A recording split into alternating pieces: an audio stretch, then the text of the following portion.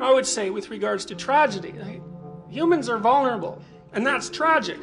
But if tragedy is the price that we pay for existence, then so be it, if existence is justifiable. And so tragedy itself, which is merely a revelation of our vulnerability, can't be regarded as evil.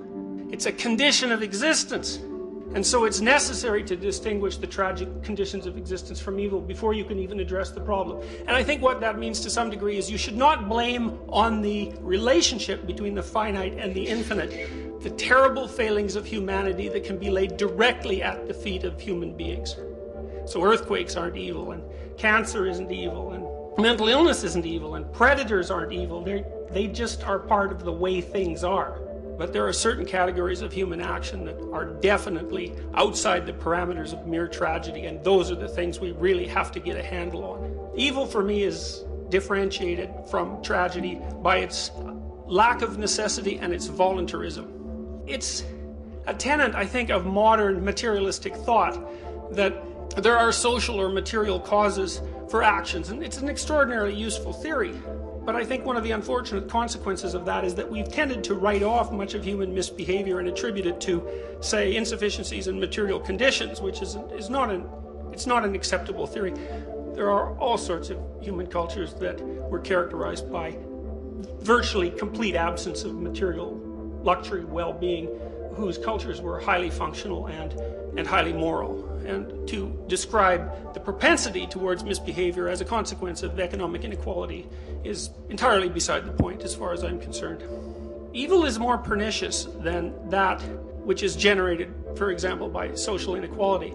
I think it's actually, although this is a terrifying thought in some ways, it's more appropriate to consider it a form of demonically warped aesthetic, because the manifestation of this warped aesthetic makes itself apparent under certain conditions. So, for example, I think it made itself apparent in the imagination of the first politician who coined the acronym MAD, or Mutual Assured Destruction. That's an aesthetic of evil. To make a joke of a situation that catastrophic indicates the kind of malevolence that lurks behind the fact that such a condition exists.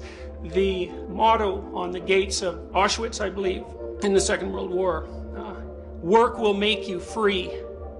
That's another manifestation of the aesthetic of evil. It's a terrible, terrible, ironic joke. It's instructive to meditate on what sort of imagination would have the arrogance to tell such a terrible joke. The concentration camps are classic examples of evil, and I think by analyzing at least certain kinds of events that occurred within them, it's easier to get a clear idea of what evil constitutes. And one of the stories that's always haunted me, I guess, is, I believe it's another story derived from Auschwitz. The prison guards in Auschwitz would take the prisoners who were already stripped of their dignity and, to whatever degree possible, their identity and their culture and their language and their status as valuable beings, and yet that wasn't sufficient. They needed to be tortured in addition to that before they were killed. And the torture often consisted of self-evidently counterproductive work, a situation that also frequently characterized activity in the Soviet Gulag Archipelago, where perhaps 60 million people met their death. A typical Auschwitz example was the requirement for prisoners to carry 100-pound sacks of wet salt from one side of the compound and then back again. Now that's evil as far as I'm concerned, and you have to think about it from an aesthetic perspective, in a sense, because it's a celebration of horror. It's a conscious attempt to violate the conditions that make life itself tolerable, and it's aimed at dehumanization, destruction of the ideal, at an even deeper level, revenge against the conditions of existence itself. I've tried to understand the developmental pathway that leads to acts like that. My academic research, as well as my clinical experience, has revealed to me that what appears to lie at the bottom of motivation for the excesses of behavior that characterize evil are two tightly causally related factors. One, arrogance, another, resentment. Both of those are tied up with vulnerability of human beings in the face of the infinite. The most thorough account of this that I've managed, I think, at least to partially comprehend, I believe is contained in the first couple of the stories in the Old Testament.